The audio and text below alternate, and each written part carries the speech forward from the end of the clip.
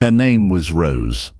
She lived in a small house on the bad side of town, where dreams go to die. She had a scar. It ran down her left cheek, from her eye to her chin, like a river of pain that never stopped flowing. Her ma hated that scar. "You ugly thing," she would yell. "No man will want you." Her pa was worse. He just looked away, like she was not there, like she never existed. But Rose remembered the truth. The fire happened when she was 8. Her baby sister was trapped in the burning kitchen. Rose ran inside, through the flames. She saved little Mary, but the fire marked her forever. Did anyone care? No. They only saw the scar, never the brave heart, never the loving soul, just damaged goods. Tonight was the worst night yet. Ma stumbled home drunk. Again. Her breath smelled like cheap wine and broken promises. "You shame our family," she screamed. She threw her cup. Rose ducked fast. It crashed against the wall, broke into pieces, like Rose's heart. "Get out of my sight." May's voice was poison. "I can't stand looking at you." Kay sat in his chair, drinking more wine. He never helped, never cared, just watched the pain. Rose ran to her room. It was tiny, cold, but it was hers. She cried into her thin pillow. "Why am I so ugly?" she whispered. "Why can't they love me?" Then came the knock, hard and loud, at their front door. A fancy man stood outside. He wore fine clothes, held a letter with a seal. "The Duke needs a maid," he said. His voice was proper, clean, someone young, someone invisible. Maya's eyes lit up, like she saw gold. "Take our Rose," she said too fast. "No one wants her here anyway." She grabbed Rose's arm, tight enough to bruise. "Pack your things, now." Rose's hands shook. Was this rescue, or just different prison?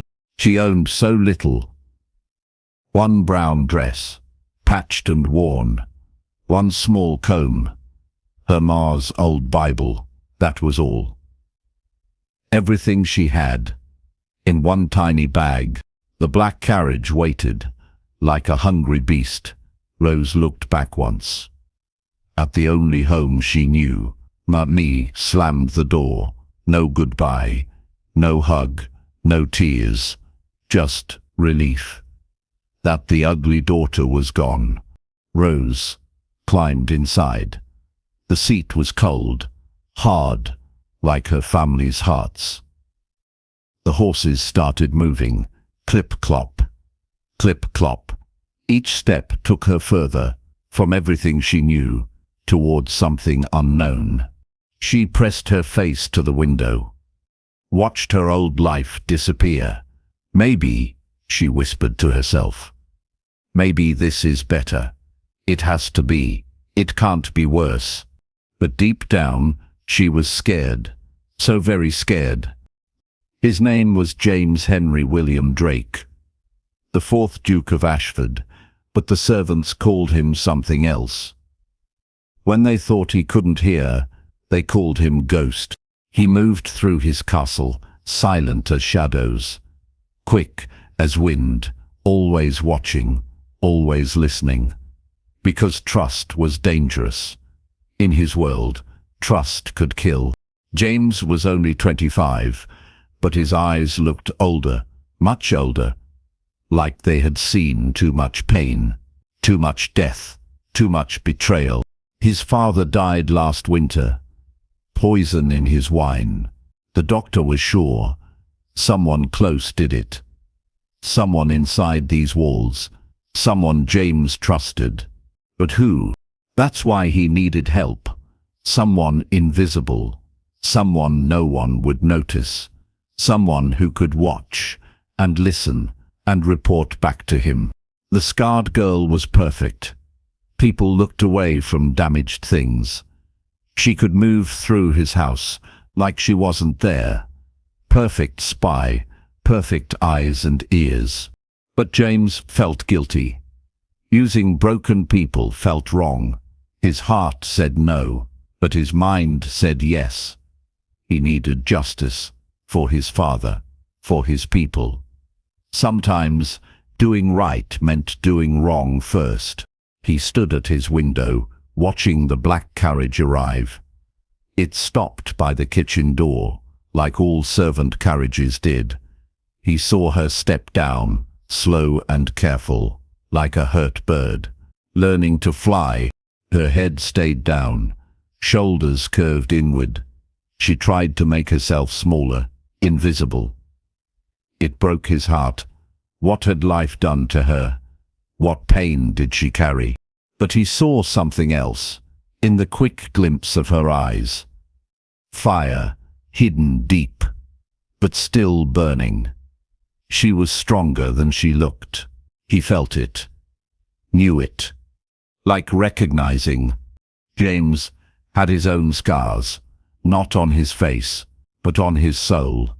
From losing his mother young, from never being good enough for his cold father, from always being alone, in rooms full of people. Maybe, just maybe, they could help each other, the broken duke and the scarred girl, two damaged souls. In a dangerous world, he turned from the window. Time to meet his new spy. Time to see if she was brave enough for what came next. Time. Rose stood in the great hall, her bag clutched tight against her chest, like armor. The ceiling was so high she couldn't see the top. Everything was gold and marble, too rich, too grand. She felt like dirt in a palace of jewels. Footsteps echoed, slow and steady, down the grand staircase. She kept her head down, stared at her worn shoes, tried to disappear into the floor, into nothing. "Hello, Rose." The voice was gentle, warm honey over fresh bread. She peeked up, just a little, then looked down fast.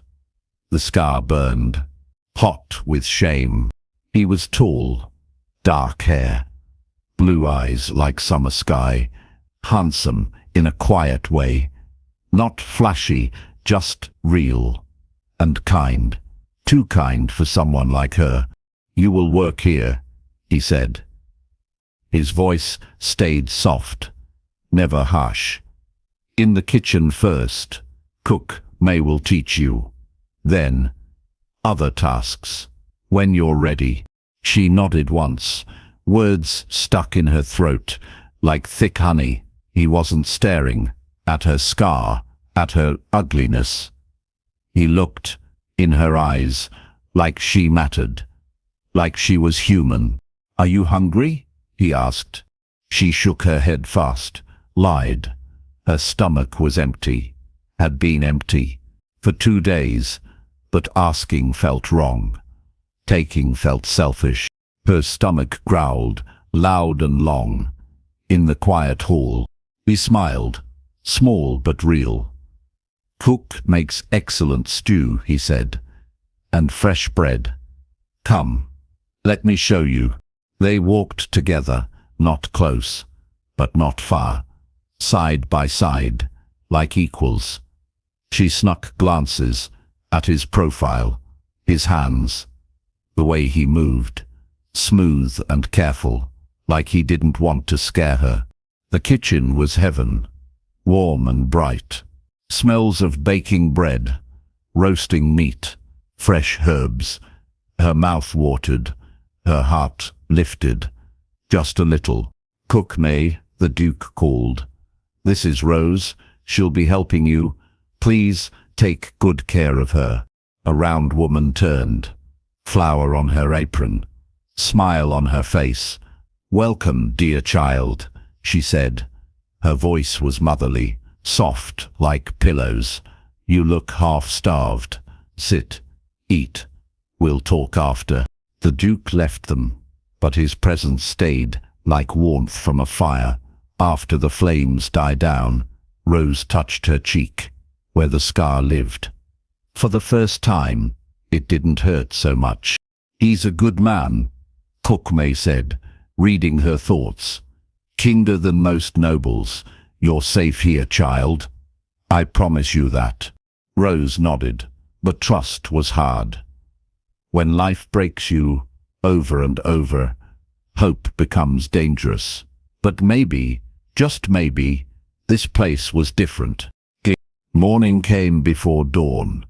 Rose woke to bells, calling servants to work. She dressed quick, in the dark. Her hands knew the way of her one dress, her worn shoes, her simple life. The kitchen was already busy. Cook May stood by the fire, stirring porridge, checking bread. "Good morning, Rose," she called, ready to learn. Rose nodded eager. She wanted to help, to be useful, to earn her place. Here in this warm room, away from cold hearts and cruel words. "First we make bread," Cook May said. "Every day, for the whole house. Watch close now." Her hands were magic, mixing flour and water, salt and yeast, into something alive, something growing. Rose watched careful, learned fast. Her scarred hands followed, the same motions, knead and fold, push and turn. The dough felt good, under her fingers, warm and alive, like hope. "You have good hands," Cook May said. "Strong hands, gentle too. That's a gift, child. Don't let anyone tell you different." Rose felt something strange in her chest. Was it pride? She hadn't felt that in so long. Her hands were good. For something, for making food, for helping others. The Duke came by every morning, just a quick visit. "Good morning, Cook May." "Good morning, Rose." Always polite, always kind, never staring at her face, at her scar, at her shame. "Your Grace," Cook May would say. "Rose made these rolls, fresh this morning. Try one. Tell me what you think." He would take a bite, chew thoughtful, then smile. "Excellent," he would say, looking right at Rose. "You have real talent. Keep learning." Rose would blush, look down, but inside, warmth spread, like sunrise, after long darkness. He saw her work, her effort, not just her ugliness. Days passed like this, learning and growing. Her hands got stronger, her bread got better, her confidence grew, just a little, like a tiny flower in rocky soil. One morning was different. The Duke stayed longer. "Rose," he said, "can you read?" She shook her head, ashamed. "Never learned, Your Grace." "Would you like to?" His eyes were gentle, full of hope. "I could teach you. Letters first, then words, then stories." Her heart jumped. Reading was for rich people, smart people, not scarred girls from poor families. "Could I really?" she whispered. "Of course," he said. "Everyone deserves to read, to learn, to grow. Meet me in the library after your kitchen work, if you want." Rose nodded fast, too fast, like a hungry bird, seeing breadcrumbs. "Yes, Your Grace. Please, I want to learn." He smiled wide then, the first real smile she'd seen from him. It changed his whole face, made him look younger, happier. "Good," he said. "We'll start today." After he left, Rose touched her scar. For the first time ever, it felt like decoration, not damage, like part of her story, not the end of it. Cook May watched with knowing eyes. That man, she said soft. He sees people's hearts, not their faces. Remember that, child. Rose would remember everything about this morning, the way he looked at her, like she mattered, like she could learn, like she could grow into something more than just the scarred girl, into someone real. The library was huge. Books from floor to ceiling, more books than Rose knew existed. In the whole world, she stood in the doorway, afraid to enter, afraid to touch anything. So beautiful, so perfect. Come in, the Duke called. He sat at a small table by the window. Sunlight fell across. Open books, clean paper, sharp quills. Don't be afraid. Books are for reading, not just looking at. Rose stepped careful across thick carpet. Her worn shoes made no sound. She sat across from him, hands folded tight in her lap, like praying position. We'll start simple, he said. His voice was patient. Teacher, soft. This is A. This is B. Each letter has a sound. Put sounds together. Make words. Rose watched his hands as he wrote letters, big and clear, on white paper. Her scarred fingers traced the shapes in air, learning the curves, the straight lines, the magic marks that held meaning. Your turn, he said. Put the quill in her hand. Try making A. Her hand shook. The quill felt strange, heavy and light. At the same time, she pressed down, too hard. Ink bloomed wide across the paper. Softer, he said. His hand covered hers, gentle and warm, like touching flower petals, light and careful.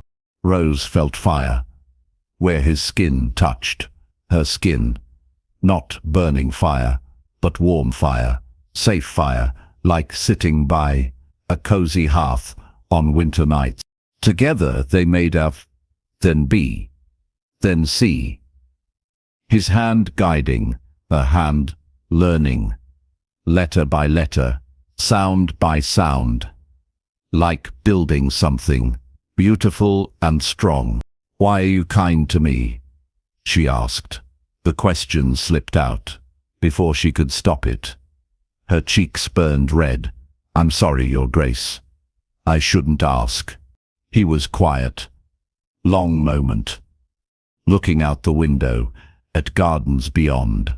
You remind me of someone, he said finally. My sister, she died young. She had differences too. People were cruel. I couldn't protect her then. Maybe I can help you now. Rose felt tears coming, hot and sudden. I'm sorry, she whispered. About your sister. She would have liked you, he said. Smiled sad and sweet. She loved learning too. Loved books and stories. Would have been your friend. They worked until sunset. Letters became words. Words became sentences. Rose wrote her name. For the first time ever. R-O-S-E. 4 simple letters that meant everything.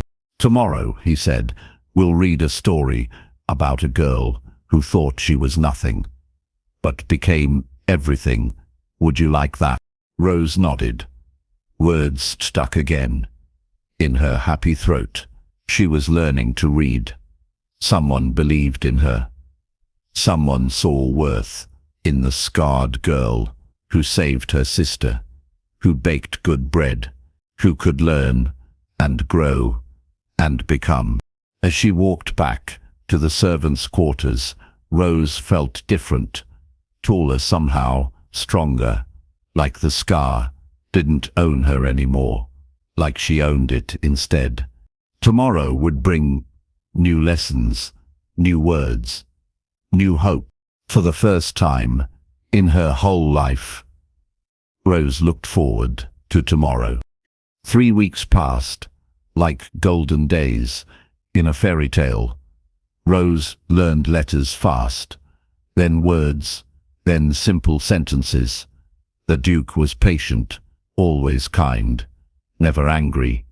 When she made mistakes, or spilled ink, or forgot sounds. But Rose noticed things, because servants see everything. The way the Duke looked, over his shoulder, in empty halls. The way he tested his food before eating. The way certain people made him tense. "Cook May," Rose said one morning, while kneading dough. "Why does His Grace seem so worried? So careful?" Cook May looked around, made sure they were alone. "His father died, sudden," she whispered. "Some say poison, some say murder. The Duke knows someone in this house wanted his family dead." Rose's hands stopped working. "Murder? Here in this safe place, this warm kitchen, this kind home, who would do that?" She whispered back. "Could be anyone," Cook May said, sad and scared. "The head butler, the stable master, even Lord Marcus. The Duke's own cousin. He gets everything. If something happens to our Duke..." Rose felt cold, deep in her bones. The Duke was in danger. Every day, every meal, every moment, and he was teaching her to read and write. Like nothing was wrong, like death wasn't hunting. In these beautiful halls, that night, Rose couldn't sleep. She thought about the Duke's kind eyes, his patient hands, his gentle voice. Someone wanted him dead, someone he trusted, someone close. She made a decision, dangerous and brave. She would help him, however she could. Her scar made her invisible. People looked away from damaged things. She could watch. She could listen. She could learn. The next morning, during their lesson, Rose spoke up. "Your Grace," she said, voice shaking, but determined. "I know about the danger. I want to help." He stopped writing, looked at her sharp. "Rose, what do you mean?" "Cook May told me about your father, about the poison. I can watch people. Nobody sees me because of this." She touched her scar. "I can be your eyes, in places you can't go." The Duke was quiet. Long time. Then he sighed deep. "It's dangerous, Rose. If they know you're watching, they might hurt you. I couldn't bear that." "I'm already hurt," Rose said. Simple and true. "Been hurt all my life, but you showed me kindness, taught me to read, made me feel human. I owe you everything." He reached across, touched her hand. Light and brief. "You owe me nothing. But if you really want to help, there are things I need to know." Conversations in hallways, letters being passed, people acting strange. Rose nodded firm. "I'll watch. I'll listen. I'll help you find who killed your father." From that day forward, Rose had two jobs, learning to read and learning to spy. Both felt important. Both felt right. Both felt like finally having purpose. In her scarred life, the Duke was in danger, but Rose would protect him, however she could, with whatever she had, even if it was just damaged eyes and a listening heart. Days became weeks. Weeks became months. Rose grew stronger, smarter, braver. Her reading improved, her baking too, but most of all, her confidence bloomed. Like flowers in spring, the Duke noticed everything. "You stand taller now," he said. "During one lesson, you speak clearer. You smile more. You're becoming yourself. Rose felt warm at his words, but also confused. What do you mean, becoming myself? The person you were before the world told you you were broken. Before people made you believe you were less. You're remembering who Rose really is. She looked down at her scarred hands, now confident, on paper and pen. Sometimes I forget about the scar. When I'm here with you, learning things, I feel normal. You are normal, he said, firm and sure. You're extraordinary. You saved your sister. You learnt to read. In just months, you help everyone in this house. You have the biggest heart I've ever known. Rose felt tears. Happy ones this time. Your Grace, why are you so kind to me? He was quiet, looking out the window at autumn leaves falling like gold coins. Because, he said soft, somewhere along the way, I stopped seeing the scarred maid and started seeing just Rose. The woman who makes my days brighter, my heart lighter. Rose's breath caught in her throat. Did he mean, could he possibly? Your Grace, she whispered. James, he said. My name is James. When we're alone, like this, just James. James, she repeated. The name felt precious on her tongue, like honey, like music, like prayer. They sat closer now, during lessons, hands touching, when he helped her write difficult words, eyes meeting, when she asked questions, hearts beating in the same rhythm. But Rose was scared of hoping too much, of dreaming too big. Dukes didn't love scarred servants, even kind ones, even lonely ones. That was fairy tale thinking, and life wasn't a fairy tale. But sometimes, when James looked at her, like she was beautiful, like her scar was just another feature, like freckles or dimples, sometimes Rose dared to imagine, what if someone could love her, scar and all? What if that someone was sitting right here, teaching her words, like forever and always and love? What if fairy tales could sometimes come true? But Rose discovered the truth.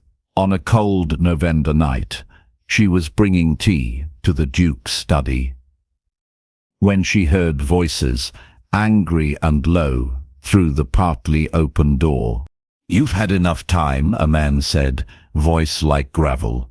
The Duke must die before he finds out about the money, about father's real killer.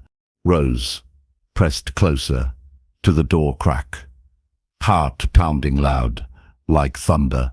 She recognized the voice. Lord Marcus, the Duke's cousin, the one who would inherit everything. But how? Another voice asked, nervous and shaky. He tests his food. He trusts no one. He's too careful now. The girl, Lord Marcus said, cold and cruel. The scarred one, he trusts her. She could slip poison into his tea, into his food. No one would suspect. The grateful servant. Rose felt sick. They wanted to use her to kill James. The only person who ever showed her kindness, who ever saw her worth, who ever made her feel human. She won't do it, the nervous voice said. She's loyal to him. Lord Marcus laughed, evil and sharp. Then we make her threaten the kitchen woman, the one she loves. Like a mother, she'll do anything to protect her. Rose backed away from the door, hands shaking, mind racing. She had to warn James, had to tell him about his cousin's plan, about the danger, coming so close. She ran through halls, quiet as a mouse, heart loud as drums. Found James in library, reading by candlelight, looking peaceful and safe. For now, James, she whispered, urgent and scared. I heard them, Lord Marcus, and someone else. They want to kill you. They want to use me to do it. James looked up sharp. What did you hear? Tell me everything, Rose told him. Every word, every threat, every cruel plan. James listened careful, face growing dark, like storm clouds, gathering power. They're right about one thing, he said finally. I do trust you, completely. But Rose, they'll try to force you, hurt people you care about, to make you help them. I won't, Rose said, fierce and sure. I'd die first, before I'd hurt you. James stood up, came to her, took her hands, in his warm ones. I know you wouldn't, but Rose, I think it's time. You knew the whole truth about why I really need your help. He led her to a hidden panel behind the bookshelf, opened it careful. Inside were papers, documents, evidence. My father wasn't just poisoned, he said. He was robbed too. Marcus has been stealing from our people, our lands, our future. Rose looked at papers, covered in numbers, in James's neat writing. How long have you known? She asked. Months, James said. But I needed proof, real evidence, that would stand up in court. Marcus is clever, careful, but not careful enough. What do we do now? Rose asked. James smiled, but it wasn't happy. It was determined, like a soldier before battle. Now, my dear Rose, we set a trap, using the one thing Marcus wants most. What's that? Rose asked. Me, James said. Dead. The plan was dangerous, but simple. Rose would pretend to agree with Marcus, would act scared and threatened, would promise to poison James' evening tea. But the poison would be fake. Just bitter herbs that tasted bad but did no harm. James would pretend to drink it, then collapse, like dying, while Rose screamed for help. Marcus would come running, happy to see his cousin dying, would probably confess his crimes in his excitement. Other servants would witness everything he said, perfect evidence. For the magistrate. Are you sure? James asked. For the 10th time.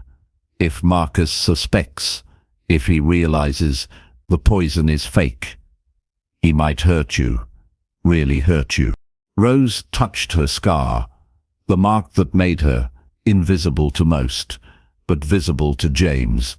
This scar, she said, came from saving someone I loved. I'm not afraid to risk it again. James cupped her face, gentle and warm. His thumb traced her scar line, like it was precious, like it was beautiful. You're the bravest person I've ever known, he whispered. And you're the kindest, Rose whispered back. The only person who ever saw me, really saw me. Not just the damage. They were close now, closer than ever. His eyes looked deep into her soul. Rose, he said, voice rough with feeling. When this is over, when we're safe, I need to tell you something important. What? She asked, heart racing. I love you, he said, simple and true, scar and all, heart and soul. I love you. Rose felt tears, happy and scared at the same time. But I'm just a servant, a damaged girl. You're a duke. You're Rose, he said, firm and sure. The woman who saved her sister, who learned to read, who chose to help me when you could have stayed safe, who makes every day worth living. He kissed her then, soft and sweet, like promise, like forever, like love. Rose felt her heart break open, in the best way. All the walls, all the fear, all the shame, crashing down. When they broke apart, both were breathing hard. After tonight, James said, we'll be free to love each other, openly, honestly. If you want that, I want that, Rose said. More than anything, but first, we have to survive. The next few hours, James nodded, serious again. Cook May knows the plan. She'll have witnesses ready in the hallway. When Marcus comes, everything depends on perfect timing. Rose took a deep breath. Then, let's begin, she said. Let's end this. Tonight. The trap was set. The players ready. Soon they would know if love could triumph over greed and murder, if truth could win over lies and poison, if a scarred girl and a lonely duke could find their way to happiness together. Lo, evening came dark and cold. Rose prepared the tea with shaking hands. Her heart beat so loud, she was sure everyone could hear it. The bitter herbs smelled like medicine, like hope, like justice. She climbed the stairs to James's study. Each step felt heavy, like walking through water or walking toward her future or her doom. Both felt possible. James sat at his desk, writing letters. By candlelight, he looked up when she entered. Their eyes met, full of love and fear and determination. Your tea, your grace, Rose said, voice steady. Despite her nerves, she set the cup on his desk, hands not shaking. Not anymore. Thank you, Rose, James said, formal and polite, in case anyone was listening. But his eyes said, I love you. Be brave. She left the room, but stayed close, in the hallway, listening, waiting, praying, to whoever listens, to servants' prayers. Minutes passed, like hours. Then she heard it, the cup hitting the floor, James crying out in fake pain, collapsing. With a thud, Rose screamed, high and scared. Help, someone help. The Duke is dying. Footsteps came running from all directions. Cook May arrived first, then other servants, all witnesses, all loyal to James, all ready for what came next. Lord Marcus appeared, moving fast, but not fast enough to hide his smile, the cruel, satisfied look of a man getting what he wanted. What happened? He demanded. But his voice held. No real worry, no real surprise. I don't know, Rose cried, acting terrified, acting helpless. He drank his tea, then collapsed. Oh God, is he dead? Marcus knelt down beside James's still body, checked for breathing, for heartbeat. James played dead, perfect and still, like a real corpse. Yes, Marcus said, too happy, too quick. He's gone. Poor cousin. I suppose I'm Duke now. How can you be so calm? Cook May asked, suspicious and sharp. Your cousin just died. Don't you care? Marcus stood up, brushed off his clothes. Of course I care, he said, but still smiling. I'm just practical. Death comes to everyone, even dukes. That's when he made his mistake. The fatal error that ended everything. Besides, Marcus said, looking right at Rose, some deaths are necessary for the greater good. My cousin was getting too close to certain truths about money, about father's death, about who really rules this land. The servants gasped, horror and shock at his confession, his admission of murder, of theft, of evil. You killed him? Rose whispered. Perfect acting, perfect shock. I had him killed, Marcus corrected. Proud and stupid, just like I killed his father, just like I planned to kill him all along. That's when James sat up, very much alive, very much angry. Thank you, cousin, he said, cold and final, for making this so easy. Marcus's face went white, then red, then white again. But you drank the poison. You're dead. Bitter herbs, James said, standing tall and strong, and very much not dead. Rose never intended to hurt me. She loves me, and I love her. Something you wouldn't understand. Marcus looked around at all the witnesses, at all the servants, who heard everything, who saw everything, who knew the truth. Gods, James called, his voice echoing through the halls. Arrest Lord Marcus for the murder of my father, for attempted murder of myself, for theft and treason. Armed men appeared from hidden places where they'd been waiting, ready for this moment, this justice, this ending. As they dragged Marcus away, screaming denials and curses and threats, James turned to Rose, pulled her close against his chest, where she belonged. It's over, he whispered into her hair. We're safe now, free now, together now. Rose looked up at the man she loved, the man who saved her from ugliness, from shame, from thinking she was nothing. What happens now? She asked. James smiled, real and bright, like sunshine after storms. Now, my darling Rose, we live, we love, we heal together.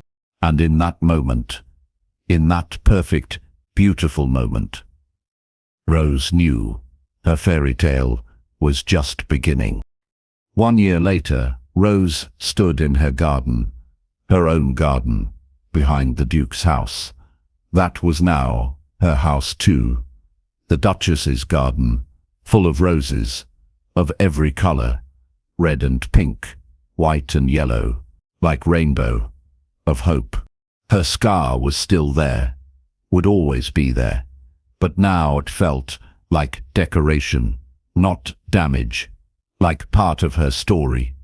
The brave part, the loving part, the part that saved her sister, her Duke, herself.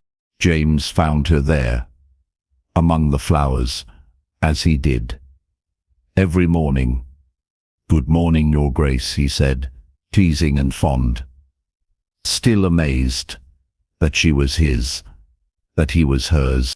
Good morning, Your Grace, Rose said back, laughing soft at their game of titles and love and joy. They were married now, in the big church, with all the town watching. Rose wore white silk, and her scar proudly, like badges of honor, of survival, of love. The people came to love her. The scarred Duchess who helped the poor, who fed the hungry, who remembered what it felt like to be invisible, to be nothing, and made sure No one else ever felt that way. James worked too, fixing the damage Marcus had done, returning stolen money to the people who needed it, building schools and hospitals and hope. In the evenings, they still read together. In the library, Rose's reading was perfect now. She read stories to the children who came to visit. Stories about brave girls and kind boys and love winning over everything else. Do you ever regret, James asked one night, leaving your family, your old life, for this? Rose looked around at their beautiful home, their happy life, their love, so deep, so real, so lasting. Never, she said, sure and strong. That wasn't life. This is life. This is love. This is everything. He kissed her then, like he did every day, every night, like she was precious, like she was beautiful, like her scar was just another way to love her. And Rose knew, in her heart, in her soul, that little girl who saved her sister, who lived with cruel words and crueler hearts, that girl became this woman, this duchess, this wife, this beloved. The scar was still there, but now it told a different story. Not one of damage, but one of courage. Not one of shame, but one of love. Not one of ending, but one of beginning. In her garden, full of roses, the scarred girl found her happy ending, her true love, her real life. And they lived in joy, in love, in peace, forever and always, together. Anna sat by her window. The glass was cold against her face. Rain fell like tears outside. She looked at her hands. The scars were deep, old burns from when she was small. Her mother said they made her ugly. No man will want you, her mother's voice cut sharp. Those marks are your shame. Anna pulled her sleeves down. She always hid her hands now. The house felt cold. Not from winter, from the people inside it. Her father walked past her room. He did not look in. He never did anymore. She brings us nothing, she heard him tell Mother. Just disappointment. Anna's heart grew smaller each day.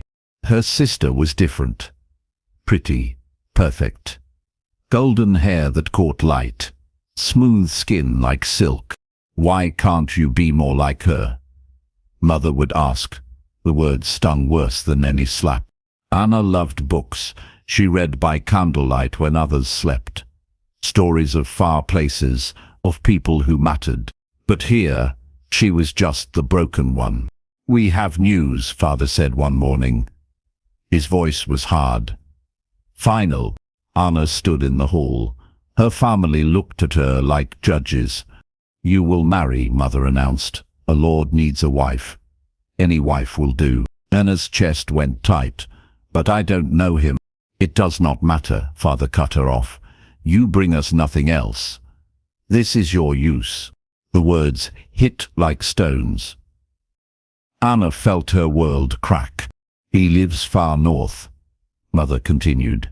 Cold lands, hard people, perfect for someone like you. Anna wanted to run, to hide, to disappear. But where could a broken girl go? You leave in 3 days, Father said. Then he walked away. Anna stood alone in the hall. The walls felt like a cage.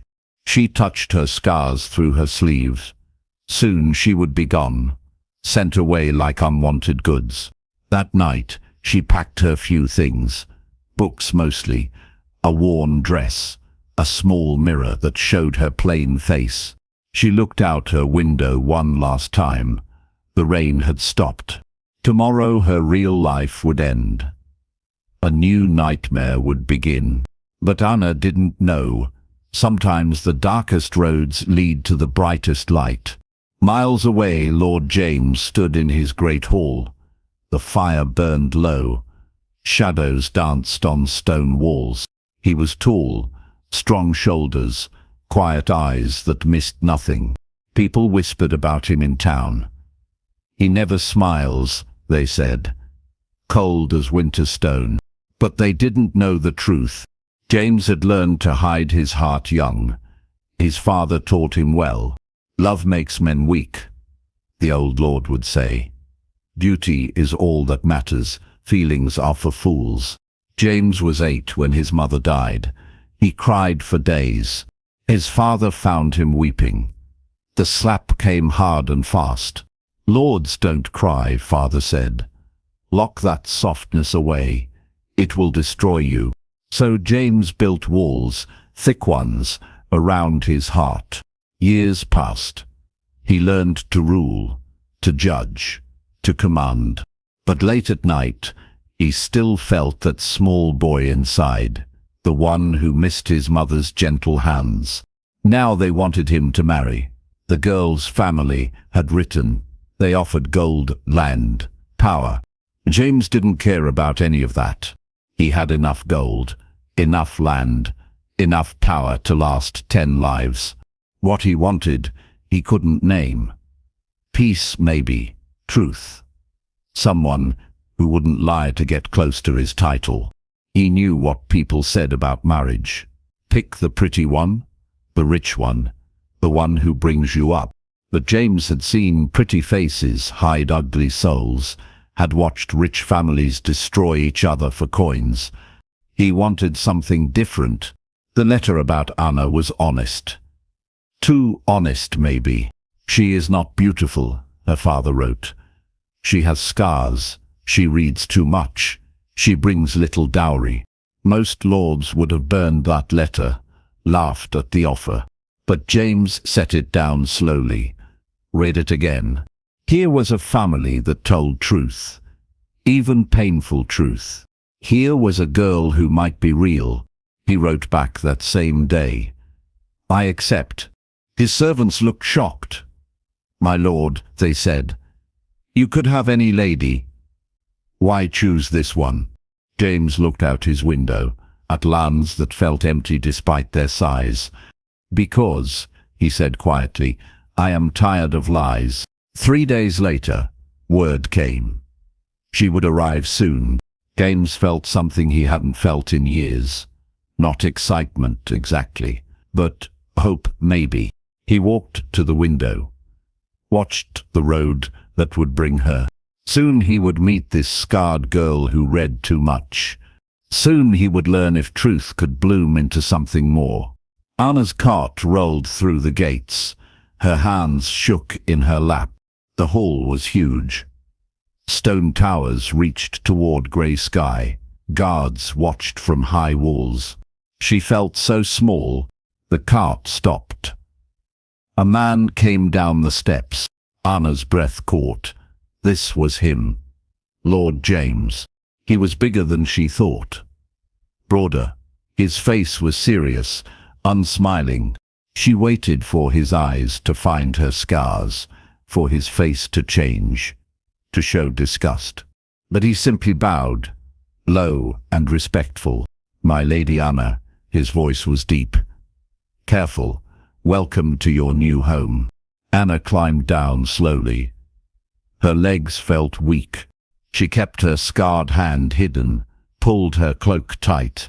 Thank you, my lord, she whispered. He looked right at her then, not through her, not past her, at her.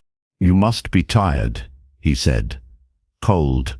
Come, there is fire inside. Food. He didn't grab her arm, didn't push. Just walked beside her up the steps. Inside, the hall glowed with firelight. Tapestries covered stone walls.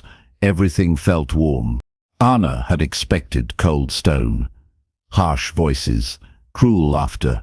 But servants bowed kindly, smiled with real warmth. Sit, James said. He pulled out a chair himself. Please. Anna sat carefully, her back straight, eyes down. A girl brought bread, cheese, hot soup that steamed in the bowl. Anna's stomach twisted with hunger, but she waited. Good girls always waited. Eat, James said. You need strength after your journey. Anna looked up quickly. He was watching her, but not like a cat watches a mouse, more like concern maybe. She picked up the spoon with her good hand, kept the scarred one hidden in her lap. The soup was perfect. Rich and warm, it tasted like safety. Is it good? James asked. Anna nodded. Very good, my lord. Thank you. Just James, he said. We are partners now, equals. Anna had never been anyone's equal before. She looked at him again. Really looked. His eyes weren't cold at all. They were careful, guarded, but not cruel. Tell me about your journey, he said. Was the road hard? Small talk. But he listened to every word, asked real questions, seemed to care about her answers. Anna felt something strange in her chest, something she'd almost forgotten. Hope. When the meal ended, James stood. Rest now, he said. Tomorrow we will talk more, learn about each other. He walked her to the stairs, didn't try to touch her, didn't demand anything. Good night, Anna, he said. Her name sounded different in his voice. Good night, James, she whispered back. In her room, Anna sat on the soft bed, looked around at clean walls, a real window with glass, a fire that warmed the whole space. This wasn't the prison she'd expected. Maybe this could be home. Morning came soft and golden. Anna woke to birdsong instead of sharp voices. For a moment, she forgot where she was. Then she remembered the long ride. The big hall, James, with his careful eyes. A gentle knock came at her door. Come in, Anna called. A kind-faced woman entered. She carried clean clothes, a basin of warm water. I'm Sarah, the woman said. I help run the household. Lord James sent me. Sarah's eyes found Anna's scars as she washed, but they didn't fill with disgust. Just acceptance. He's a good man, Sarah said quietly. Fair, kind when you get to know him. Anna nodded. She was learning this herself. Dressed and ready, Anna went downstairs. James waited in the hall. Good morning, he said. Did you sleep well? Yes. Thank you. Anna's voice was stronger today. Come, let me show you around. This is your home now too. They walked through rooms filled with light, past windows that looked out on gardens, through hallways lined with books. Books. So many books. Anna stopped, stared. You like to read, James said. It wasn't a question. Your father mentioned it. Yes, but I know it's not proper for a lady to... Who told you that? James looked genuinely confused. My mother, my tutors, everyone. James was quiet for a moment. Here, you can read whatever you want, whenever you want. Anna felt tears prick her eyes. No one had ever said that to her before. Thank you, she whispered. They kept walking. James showed her the kitchens, the herb garden, the rooms where servants worked at spinning and weaving. What do you like to do? He asked. Besides reading. Anna thought, I used to help in the kitchen, before Mother said it wasn't fitting. I liked learning about herbs, healing plants. Sarah could teach you more, James said. She knows everything about herbs, medicine. The people here get sick sometimes. They need help. You would let me help them? Of course. Why wouldn't I? Anna couldn't answer. In her old home, helping servants was forbidden, beneath a lady's notice. But here felt different. That afternoon, Sarah took Anna to the herb garden, showed her plants she'd only read about in books. "This one stops bleeding," Sarah explained. "This one helps with coughs. This one takes away pain." Anna listened carefully, asked questions. Her hands grew dirty in the soil, but she didn't care. "You learn fast," Sarah said. "Natural healer's hands." "Even the scarred one," she meant. Anna felt warmth bloom in her chest. That evening, James found her in the garden. She was still learning, still asking Sarah about different plants. "How was your first day?" he asked. "Perfect," Anna said, then blushed. She'd never called anything perfect before. James smiled. The first real smile she'd seen from him. "Good," he said. "I want you to be happy here." Happy? Another word Anna wasn't used to. But sitting there in the evening light, dirt under her nails and new knowledge in her head, she thought she might be learning what happiness meant. Weeks passed like water, smooth and natural. Anna learned more each day. About herbs, about healing, about the people who worked in James's lands. Sarah taught her to make medicines, to set broken bones, to ease fever with cool cloths and gentle words. "You have a gift," Sarah said one morning. "The sick ones calm down when you're near." Anna was mixing a paste for burns, her scarred hands steady on the wooden spoon. "It's just practice," Anna said. "No, it's more than that. You understand pain, so you know how to help." That afternoon, a boy fell from a tree. His arm bent wrong. He screamed and cried. Other children ran to get Sarah, but Anna was closer. She knelt by the boy, spoke soft and low. "I know it hurts," she said, "but I can help. Trust me." The boy looked at her with wide, scared eyes, but something in her voice made him nod. Anna felt along his arm, gentle but sure. She'd read about this, practiced on wooden dolls. "It's not broken," she told him, "just out of place. I can fix it." She moved his arm carefully. There was a soft pop. The boy gasped. "Better?" Anna asked. The boy moved his fingers, rotated his wrist. His face lit up with relief. "It doesn't hurt anymore," he said. Words spread fast. The lady had healed young Tom with just her hands and gentle words. By evening, 3 more people had come to see Anna. A woman with a bad cough, a man with an infected cut, an old woman whose joints ached in the cold. Anna helped them all. Sarah watched with pride. "I've never seen anything like it," Sarah told James later. "She's a natural. The people already trust her more than they trust me." James felt something warm in his chest.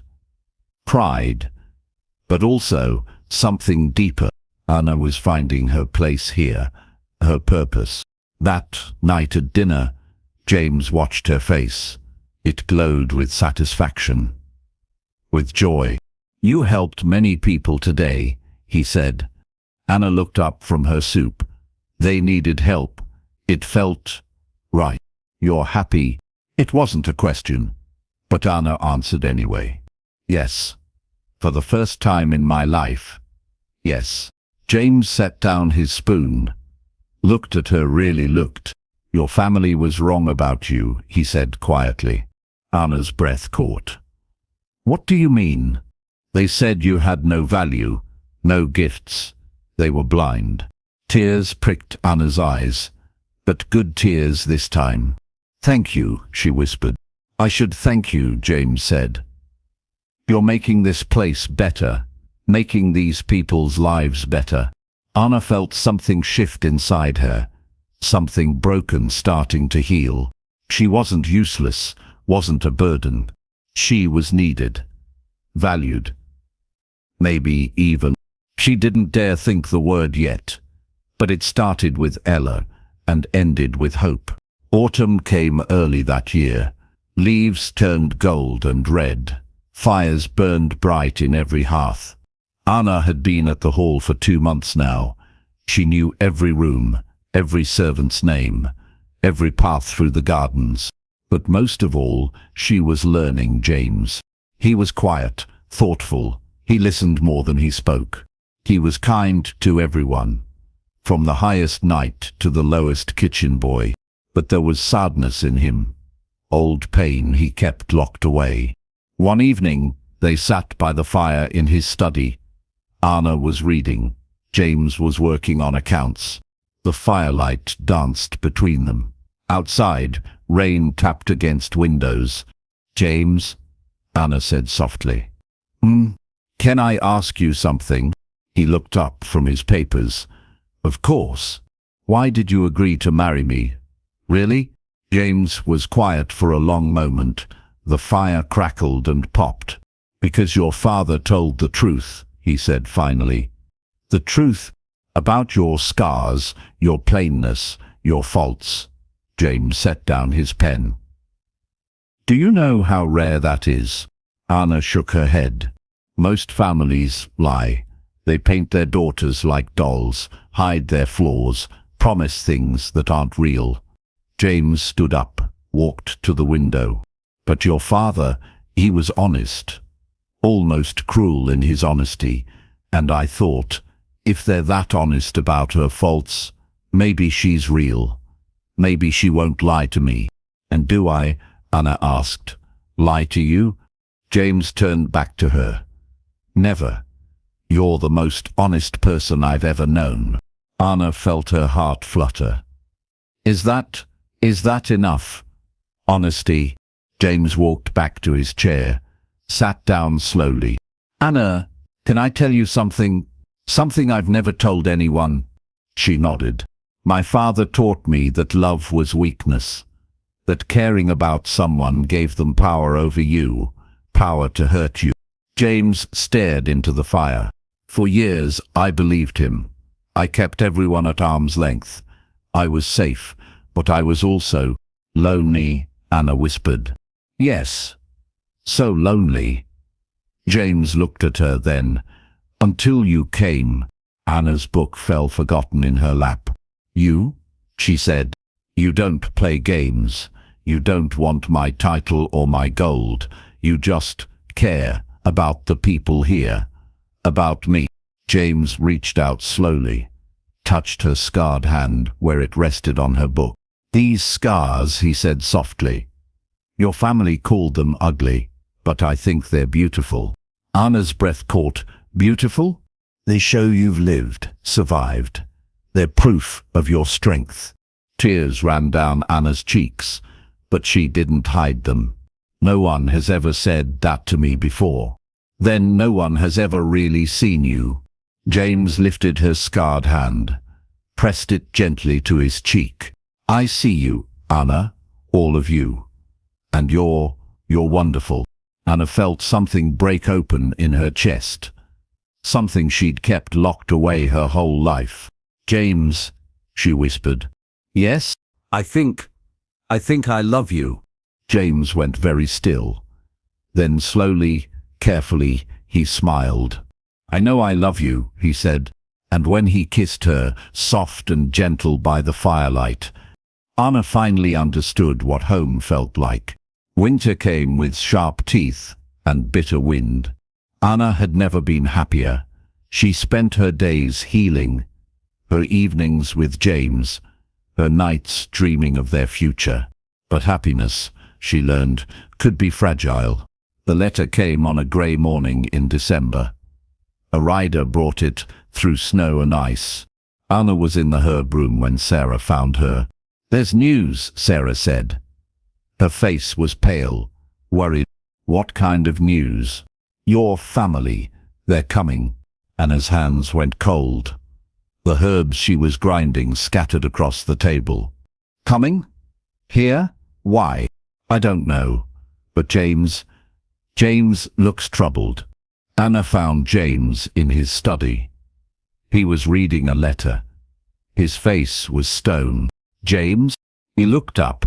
His eyes were dark with something Anna had never seen before. Guilt. Sit down, he said quietly. Anna sat. Her heart hammered against her ribs. Your family is coming, James said. Your parents, your sister. I know, Sarah told me. But why? James folded the letter carefully, too carefully. Anna, there's something I never told you. Something about why I agreed to this marriage. Anna felt the world tilt. What do you mean? 2 years ago, your father offered me a different daughter, your sister. The beautiful one. The words hit Anna like physical blows. Elizabeth? She whispered. Yes. He promised wealth, connections, a perfect wife. Anna couldn't breathe. And you wanted her? No. James said it quickly, firmly. I met her once. She was empty. Beautiful but empty. All surface with nothing underneath. Anna stood up on shaking legs. But you considered it. For about 5 minutes. Then I refused. Why? James stood too, reached for her. But Anna stepped back. Because she wasn't real. She was a doll dressed up for show. I knew she would lie to me. Use me, pretend to love me for my title. Anna wrapped her arms around herself. So you settled for me instead. The broken one. The plain one. No, Anna. That's not. The one who would be grateful for any attention, who would never leave, because who else would want her? Anna, stop. But Anna was spinning now. All her old fears coming back. That's why you're so kind to me. Because you pity me. Because I'm safe. Because I'll never hurt you the way a real woman might.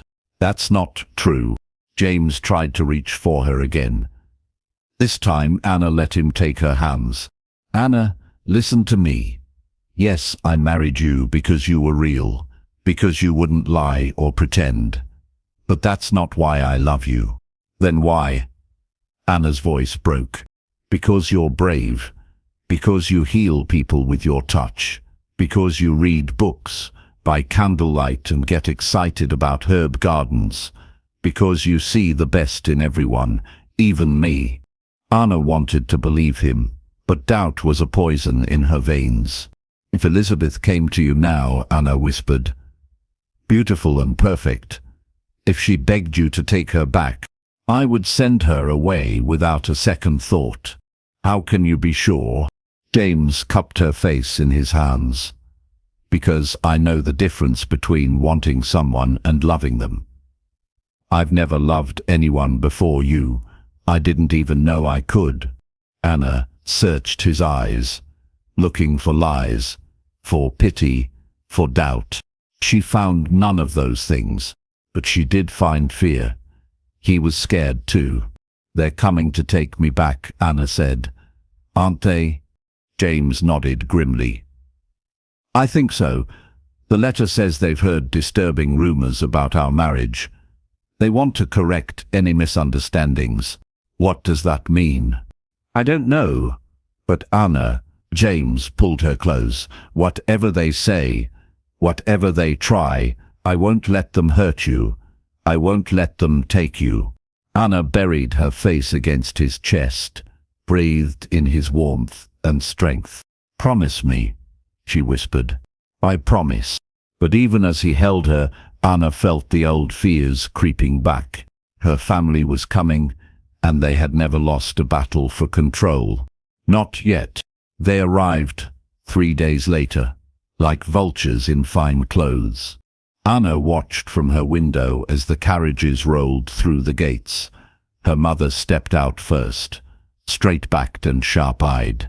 Then her father, cold as winter stone. And finally, Elizabeth. Anna's breath caught. Her sister was even more beautiful than she remembered. Golden hair like spun silks, skin like fresh cream, a waist so tiny it looked like it might snap. Perfect. Absolutely perfect. Everything Anna wasn't. They're here, Anna whispered to herself. A knock came at her door. James entered without waiting for an answer. Are you ready? He asked. Anna turned from the window. No, but I suppose it doesn't matter. James crossed to her, took her hands in his. Remember what I told you. You are not the same girl who left their house. You are stronger now, braver. Anna nodded, but inside she felt like that scared girl again. The one who hid her hands and kept her eyes down. Let's get this over with, she said. They walked to the great hall together, James's hand steady on her back. Her family waited by the fire. They looked prosperous, well-fed, pleased with themselves. Anna, her mother said. No warmth in the word. You look different. Anna lifted her chin. Hello, mother. Her father looked around the hall, taking in the rich tapestries, the gold candlesticks, the obvious wealth. Lord James, he said with a bow that wasn't quite deep enough. Thank you for hosting us. Of course, James replied. His voice was carefully neutral. Elizabeth stepped forward, then. She moved like water, like music. Sister, she said with a smile that didn't reach her eyes. Marriage seems to agree with you.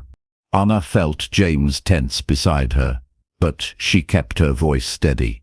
Yes, it does. How nice. Elizabeth's smile sharpened, though I must say, when I heard you'd married Lord James, I was quite surprised. Surprised? Well, Elizabeth glanced at James, at his handsome face, his broad shoulders. He's so accomplished, attractive. I wouldn't have thought he was your type. The barb hit home. Anna felt heat rise in her cheeks, but before she could respond, James stepped forward. Actually, he said coolly, Anna is exactly my type. Intelligent, kind, beautiful. Elizabeth's perfect smile faltered. Beautiful? Absolutely. James looked at Anna with such warmth. It took her breath away. The most beautiful woman I've ever known. Anna felt tears prick her eyes, but good tears this time. Her mother made a small sound of disapproval. James, you're very kind, but surely. I'm not being kind, James cut her off. I'm being honest. The room fell silent. Anna could hear her heart beating in her ears. Her father cleared his throat. Perhaps we should discuss why we're here. Yes, her mother agreed. We've come to take Anna home. Anna went cold. What? This marriage is clearly a mistake, her father continued. You don't belong in a place like this, with a man like him. Why? Anna found her voice. Because I'm not good enough. Because you're living a lie, her mother said sharply. Playing at being something you're not. And what am I? Anna asked. Her voice was getting stronger. You're the plain daughter, the damaged one. You belong in a quiet cottage somewhere, with a simple man who won't expect too much. Each word was designed to cut, to remind Anna of her place. But something strange happened. Instead of crumbling, Anna felt anger, clean and bright and powerful. You're right, she said quietly. Her family looked surprised, pleased. I am the plain daughter, Anna continued. I do have scars. I'm not perfect like Elizabeth. Elizabeth preened. Her parents nodded approvingly. But, Anna said, and her voice rang clear through the hall, I am also a healer. I save lives. I ease pain. People here need me, respect me, love me. She stepped closer to her family, met each of their eyes in turn. You told me I had no value, no worth, no purpose. Anna's voice grew stronger with each word. You were wrong. Her mother's face twisted with rage. How dare you? I dare, Anna interrupted. Because I am not your victim anymore. She turned to James. He was watching her with pride and love, and something else. All. This is my home, Anna said firmly. James is my husband. These people are my family now. She looked back at her birth family. You can leave tonight, and don't come back. The silence stretched long and tense. Finally, her father spoke. You'll regret this. When he tires of you. When he finds someone better. Anna smiled then. A real smile, full of confidence she'd never felt before. He won't, she said simply, because I'm not the same girl you threw away. I'm better now, stronger, and I know my worth. James moved to stand beside her. Anna is right, you're not welcome here. Her family left that night, angry and empty-handed. Anna watched their carriages disappear into the darkness. She felt free, finally, completely free. James came up behind her, wrapped his arms around her waist. I'm proud of you, he whispered against her ear. Anna leaned back against his chest. I couldn't have done it without you. Yes, you could have. The strength was always there. You just needed to find it. Anna turned in his arms, looked up at his beloved face. I love you, she said, and I love you. My brave, beautiful, perfect wife. When he kissed her, Anna tasted victory, and it was sweet. Spring came early that year, as if the world itself was celebrating. Anna walked through the gardens, checking on new growth. Everything was blooming, green and fresh and full of promise. A year had passed since her family's visit, a year of peace, of growth, of love, that deepened with each day. Word had reached them occasionally. Her parents had tried to arrange another marriage for Elizabeth, but news of their treatment of Anna had spread. No honorable lord wanted a woman from such a cruel family. Elizabeth remained unmarried. Growing older and more bitter with each passing season, Anna felt pity for her sister, but not guilt. Everyone made choices. Anna had chosen love, courage, growth. Elizabeth had chosen vanity, cruelty, emptiness. Now they were both living with the results. There you are. Anna looked up. James was walking toward her through the garden paths. He moved differently now. Lighter, happier. Love had changed him too. The new herbs are growing well, Anna said, showing him tiny green shoots. Good. We'll need them. We'll need them. James smiled. I have news. What kind of news? The good kind. James pulled her into his arms. There's been a messenger from the king. Anna felt a flutter of concern. The king? What does he want? He's heard about your healing work, about how you've helped the people here. He wants to offer you a position. A position? Royal healer. You would serve at court. Train other healers. Spread your knowledge. Anna stared at him. Are you serious? Completely. Anna, this is an honor. The king doesn't offer positions like this to just anyone. Anna felt dizzy. But I'm just a girl with scars. A plain girl who reads too much. James cupped her face in his hands.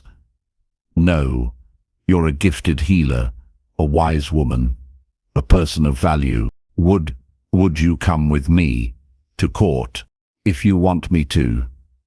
But Anna, James smiled. The choice is yours. Whatever you decide, I'll support you. Anna looked around the gardens, at the hall beyond, at the home they'd built together. Can I think about it? Of course. Take all the time you need. That evening, Anna sat in her favorite chair by the fire. James worked at his desk nearby. Everything was peaceful, perfect, but Anna's mind was spinning. A year ago, she would never have imagined this, being offered a position of honor, being valued by a king. A year ago she'd been nobody. Nothing. Now, James, do you think I should accept the king's offer? James set down his pen, looked at her with those careful, loving eyes. What does your heart tell you? Anna was quiet for a moment. But I want to help people. As many people as I can. Then there's your answer. Anna smiled. You make it sound simple. It is simple. Follow your heart. Trust yourself. You've never led us wrong. Anna stood up, walked to James, sat on the arm of his chair. I love you, she said. I love you too. Even if I become some important court healer, even if people bow to me and call me my lady with real respect. James laughed. Especially then. I always knew you were destined for great things. You saw that, even when I couldn't, from the very first day, when you climbed out of that cart, scared but trying to be brave. I thought, here is someone special. Anna leaned down, kissed him softly. Thank you, she whispered. For what? For seeing me. Really seeing me. Before I could even see myself. James pulled her down onto his lap, held her close. Thank you for teaching me that love isn't weakness. It's the greatest strength of all. Outside, spring rain began to fall, gentle and warm and full of life. Inside, Anna and James held each other close. Tomorrow, Anna would write to the king, accept his offer, begin a new chapter of service and honor. But tonight was theirs, perfect and peaceful and full of love. 5 years later, Anna stood in the royal gardens, teaching a group of young healers about medicinal plants. This one stops infection, she explained, holding up a small green herb. But you must prepare it correctly. Too little and it won't work. Too much and it becomes poison. The students nodded eagerly, took careful notes, asked thoughtful questions. Anna smiled as she taught. This work gave her such joy, passing on knowledge, helping others learn to heal. Lady Anna? Anna turned.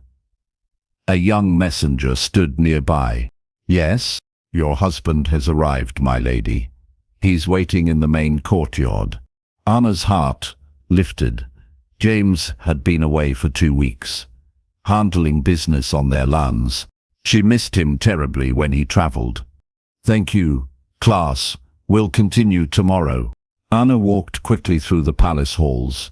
Servants bowed as she passed. They did it with real respect now. Genuine affection. She was known here, valued, loved.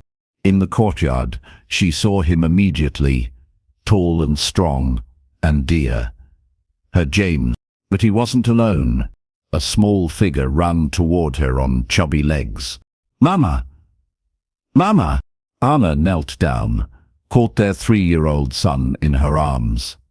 Little Thomas, named for James's grandfather. He had James's dark hair, Anna's gentle eyes, and a smile that could light up the world. Did you miss me, my love? Anna asked, covering his face with kisses. Missed you so much, Mama. Papa said you were helping sick people. That's right, just like Mama does at home. James reached them then, pulled both Anna and Thomas into his arms. Hello, wife, he said softly. Hello, husband. When James kissed her, Anna still felt that flutter in her chest, the same one she'd felt by the fire all those years ago. Some things never changed. Thank goodness. How was court? James asked as they walked toward their rooms. Good. Busy. The king wants me to train healers for 3 more provinces. And how do you feel about that? Anna considered, honored, excited, but also, what? Ready to come home. I miss our gardens, our people, our quiet evenings by the fire. James smiled. Then let's go home. Really? You don't mind leaving court early? Anna, home is wherever you are. Palace or cottage, it doesn't matter to me. That evening, they sat by the fire in their private chambers. Thomas played with wooden blocks on the floor. Anna worked on her notes. James read reports from their estate. Peaceful, perfect. Right. Anna looked up from her writing, watched her husband and son. This life they'd built together. Sometimes she thought about her old family. Her parents had died 2 years ago, still bitter, still empty. Elizabeth had finally married a minor lord with no money and bad teeth. She lived in a tiny house now, had 3 children and a husband who ignored her. Anna felt sorry for her sister, but she'd learned that you couldn't save people who didn't want to be saved. "What are you thinking about?" James asked. "How different my life could have been. Do you regret anything?" Anna looked at her scarred hand, the one that had healed so many people, saved so many lives. "Nothing," she said firmly. "Not even the scars. They led me to you, and you led me to love." Thomas looked up from his blocks. "What's love?" Anna and James smiled at each other.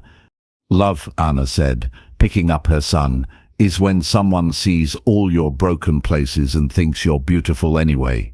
"Love," James added, "is choosing to be brave for someone else." "Love," Anna continued, "is home and safety and belonging." Thomas nodded seriously, as if he understood. Maybe he did. Maybe children knew more about love than adults realized. Outside, snow began to fall. The first snow of winter. But inside, Anna's family was warm, safe, together. She thought about that scared girl who'd ridden away from her old life 5 years ago. That girl had been so afraid, so broken, so sure she was worthless. If Anna could speak to her now, she would say, "Hold on, be brave. The best is yet to come." James reached over, took her scarred hand in his, kissed it gently. "I love you, Anna. Today, tomorrow, and always. And I love you, James, my strength, my home, my heart." Thomas curled up between them, safe and loved and warm. Outside, the world was cold and dark. But here, in this room, with these people, everything was light. Everything was love. Everything was exactly as it should be.